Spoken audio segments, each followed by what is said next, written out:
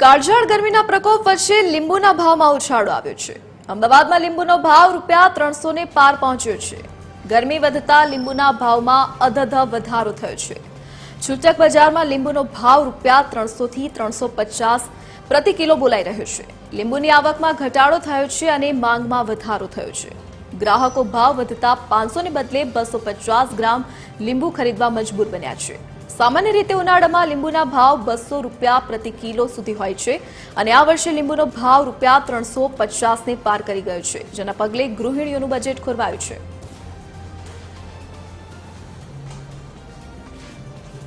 વધુ વિગતો સાથે સંવાદદાતા આયુષી યાજ્ઞિક આપણી સાથે લાઈવ જોડાઈ ગયા છે। જે આયુષી, ઉનાળાનો સમય ને આ સમયે લીંબુનો ભાવ 350 ને પાર પહોંચ્યો છે। કેવું ગૃહિણીઓનું બજેટ, અત્યારે કેવો માહોલ બજારમાં જોવા મળી રહ્યો છે?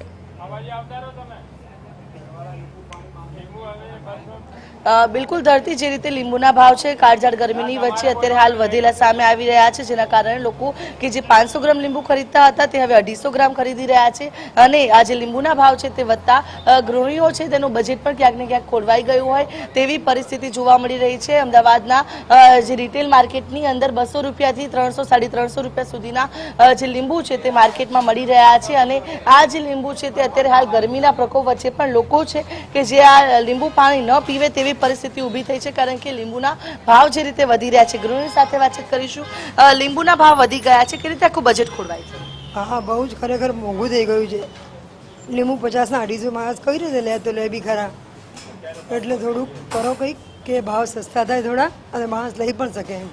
ગરમીમાં ખાસ કરીને લીંબુનો કેટલો ઉપયોગ થતો હોય? બહુ જ વધારે, ક્યાંનો એટલો ઉપયોગ હોય છે ને કે પછી બીજું માણસ શું કરે પછી। અચ્છા, સામાન્ય દિવસોમાં જે ભાવ હતા ને અત્યારે વધેલા છે, તો પછી કઈ રીતે ખરીદી કરો? 100 ના કિલો અત્યારે 200 ના કિલો 400 ના કિલો હોય છે અમુક જગ્યાએ। બિલકુલ, આપણી સાથે વેપારી પણ છે, તેમની સાથે વાતચીત કરીશું। લીંબુના ભાવ જે રીતે વધી ગયેલા સામે આવી રહ્યા છે, કેટલી મુશ્કેલી, ઘરાગી નથી જોવા મળતી ક્યાંક ને ક્યાંક?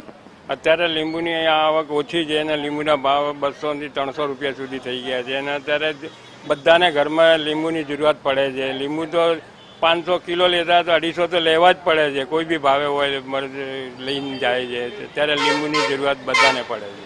અચ્છા, કેટલી એટલે ભાવ વધારાની પાછળનું કારણ શું છે?